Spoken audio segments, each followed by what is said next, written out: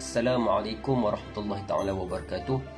Nama saya Muhammad Ikmal Mursiri bin Azizan. Nombor metrik M831160. Nama Nur Ayuni Zafira binti Hasbullah. Nombor metrik 831166. Nama saya Nur Syazrin Azmi binti Muhammad Syurkri, pemegang nombor metrik 831167. Saya Siti Raihanah binti Abdurrahman, nombor metrik 831231. Nama saya Afzal Sharafana binti Mazuki, nombor metrik 831307. Saya Siti Nurliana binti Syema. Untuk tugasan kali ini, kumpulan kami memilih tajuk isu masalah disiplin murid di sekolah. Okey, sebelum saya mengulas lanjut mengenai isu disiplin di sekolah ini, suka untuk saya menerangkan apa yang dimaksudkan dengan disiplin. Menurut artikel Faizal 2017 menyatakan disiplin adalah kepatuhan untuk menghormati dan melaksanakan suatu sistem yang membolehkan individu tersebut tunduk kepada keputusan, perintah dan peraturan yang berlaku. Okey, seperti yang kita tahu sejak kebelakangan ini, isu disiplin para pelajar menjadi tajuk utama di dada akhbar, malah ada yang sebahagiannya berada pada tahap yang membimbangkan seperti gejala bully dan juga gangsterism. Jadi, siapakah yang harus dipersalahkan dalam isu ini? Adakah yang ada yang mempersalahkan pelajar yang tidak bermotivasi? Ada juga yang mempersalahkan guru yang tidak profesional dalam melaksanakan tanggungjawab mereka. Ada juga yang menyalahkan ibu bapa yang terlalu mementingkan kebendaan sehingga lupa tanggungjawab mereka kepada anak-anak mereka. Malah, tidak kurang juga yang meletakkan kesalahan ini terhadap pihak sekolah yang lebih mementingkan pencapaian akademik semata-mata. Jadi, Menurut artikel Intum 2021 menyatakan sebenarnya tugas mendisiplinkan para pelajar tidak boleh dilaksanakan oleh guru semata-mata, tetapi harus dipikul oleh masyarakat, agensi kerajaan dan juga NGO. Okey, untuk mengulas lanjut mengenai isu masalah disiplin di sekolah ini, rakan-rakan ahli kumpulan saya akan menerangkan selebihnya mengenai isu ini.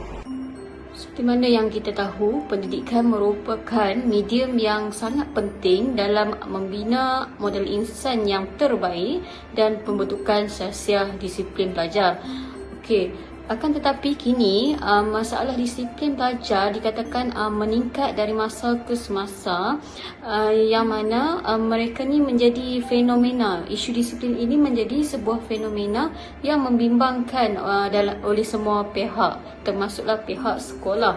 Kajian yang ditulis oleh Rojis Bakar menyatakan bahawa isu disiplin di antara yang tertinggi ialah isu ponting sekolah, di mana mereka menyatakan bahawa faktor-faktor yang menyebabkan individu ataupun pelajar tersebut melaksanakan ponting sekolah adalah kerana sikap pelajar itu sendiri. Yang kedua ialah keluarga, isu keluarga yang tidak mengambil pengetahuan langsung tentang pelajar tersebut. Dan yang ketiga adalah isu persekitaran sekolah, yang mana sekolah tidak mengambil berat terhadap isu ponting sekolah ini. Jadi ini adalah peranan pihak sekolah itu sendiri dalam memainkan peranan yang penting untuk membantras gejala isu ponting sekolah ini, di mana sekolah boleh melibatkan pihak polis ataupun pihak-pihak badan luar yang berkenaan untuk memberikan pendedahan mengenai gejala ponting sekolah dan hukuman-hukuman yang akan diberikan jika gejala ini semakin meningkat dari masa ke semasa. Merujuk kepada artikel yang ditulis oleh Nurul Atikah Muhammad Razman et al. Pada tahun 2022 yang bertajuk Pengurusan Tingkah Laku dan Disiplin Pelajar di Sekolah Kebangsaan Bagan Datuk Perak. Okey, antara isi kandungan yang ada dalam artikel ini adalah isu-isu yang dihadapi oleh guru dalam pengurusan disiplin murid. Okey, untuk pengetahuan semua, untuk menguruskan disiplin murid ni, pelbagai isu yang perlu dihadapi oleh seorang guru dan sekolah, termasuklah berlakunya salah faham ibu bapa terhadap tindakan yang diambil oleh guru terhadap anak-anak mereka. Okey, sebagai contoh yang ada dalam artikel ini, terdapat satu kes yang berlaku di Pasir Mas, Kelantan.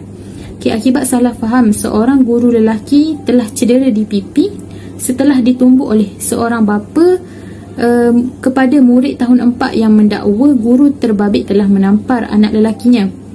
Kes ini berpunca apabila murid terbabit terhantuk di meja dan mengalami luka.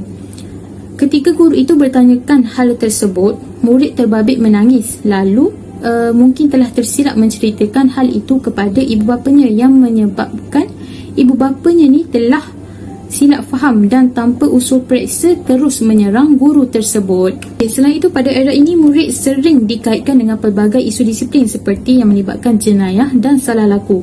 Contoh-contoh masalah disiplin murid yang kebiasaannya berlaku adalah pergaduhan dan gangsterisme, merokok, menagih dadah, vape, memusnahkan harta benda awam, merompak, dan sampai ada yang mengupah orang untuk memukul guru.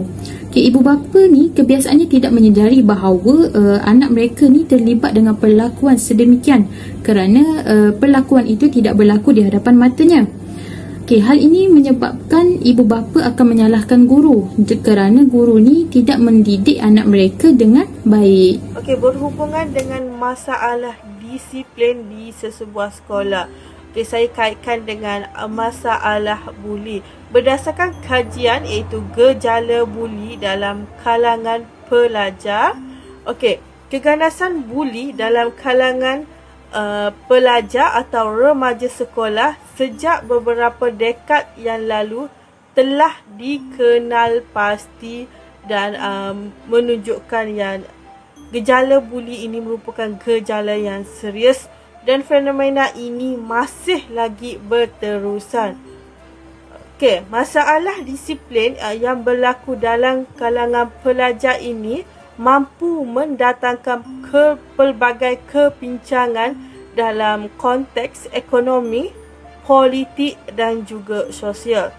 Berdasarkan kajian trait personality pembuli dan mangsa buli, didapati bahawa buli berpunca daripada tingkah laku seseorang yang juga melibatkan berkaitan kestabilan emosi, ekstraversi, keterbukaan dan perubahan pembuli tersebut.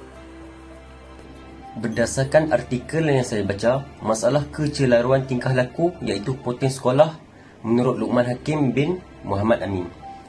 Ponting sekolah merupakan salah satu masalah disiplin yang semakin ketara.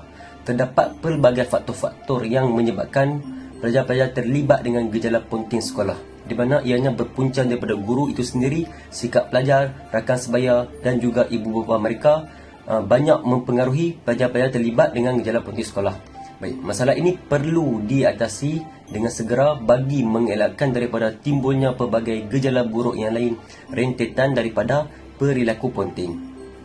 Berdasarkan artikel orientasi kerohanian Islam dalam kalangan murid bermasalah disiplin menurut Nik Rosila Nik Yaakob. Tujuan disiplin sekolah dibentuk adalah untuk mewujudkan suasana kondusif dalam lingkungan sekolah bagi memastikan proses pengajaran dan pembelajaran dapat berjalan dengan lancar serta membimbing murid untuk menerima tanggungjawab kendiri di atas tingkah laku yang dilakukan. Hari ini saya akan menerangkan mengenai kesimpulan mengenai isu disiplin. Disiplin memainkan peranan yang penting ke arah pembentukan sahsiah para pelajar. Ia merupakan salah satu komponen penting dalam sistem persekolahan yang mana berkait rapat berkenaan tata tertib dan tata susila, keadaan, akhlak dan juga kesopanan. Di sekolah, disiplin menjadi satu kawalan sosial bagi mewujudkan suasana tenteram supaya proses pengajaran dan pembelajaran dapat dijalankan dengan lancar dan teratur. Bagi masyarakat di luar sekolah, disiplin adalah asas penting bagi membentuk kerukunan hidup selaras dengan norma, nilai dan aspirasi negara. Guru memainkan peranan yang penting dengan memberikan pemupukan disiplin pelajar-pelajar yang berada di sekolah.